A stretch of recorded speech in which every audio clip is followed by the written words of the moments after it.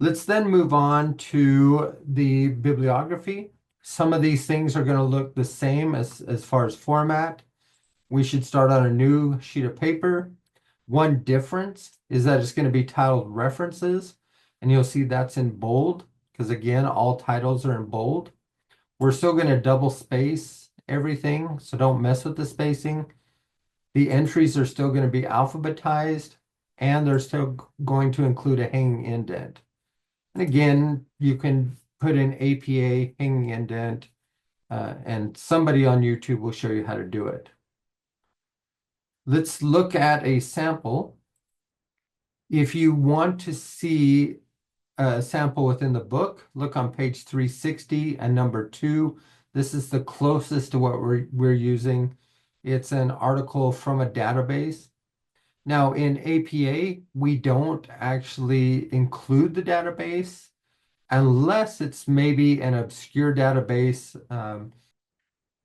You're not going to need to list that as a part of your bibliography entry. So we can see the information we need, last name, first initial. We can see in the example here, we have multiple names, but we carry forth that last name and a first initial. We don't do the first and last name like APA. We give the date. We give the title. Now you'll notice the title, the article title, is not going to be in quotation marks for APA. There are also rules as far as capitalization. You can see in this title, I've only capitalized the first word. You'll want to capitalize the first word after a colon and any proper nouns. English is a proper noun because it's a language.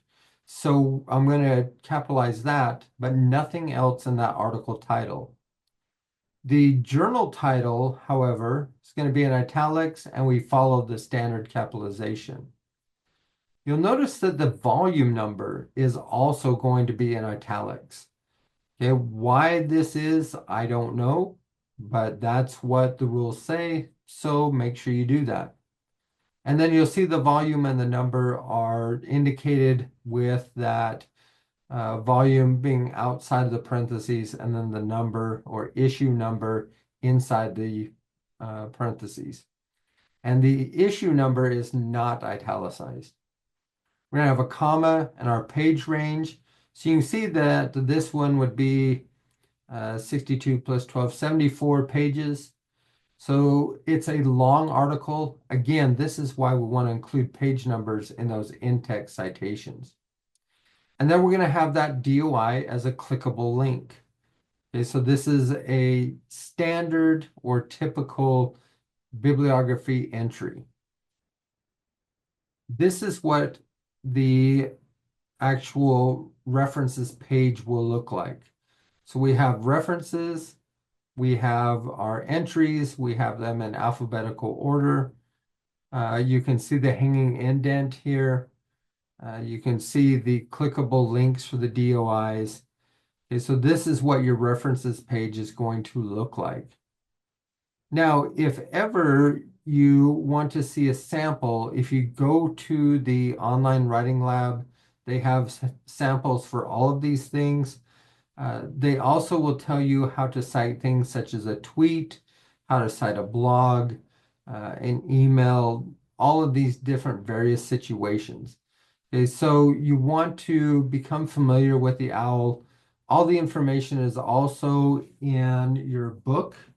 If you look at the different page colors, we can see that the brownish pages are an MLA, the purple pages are an APA.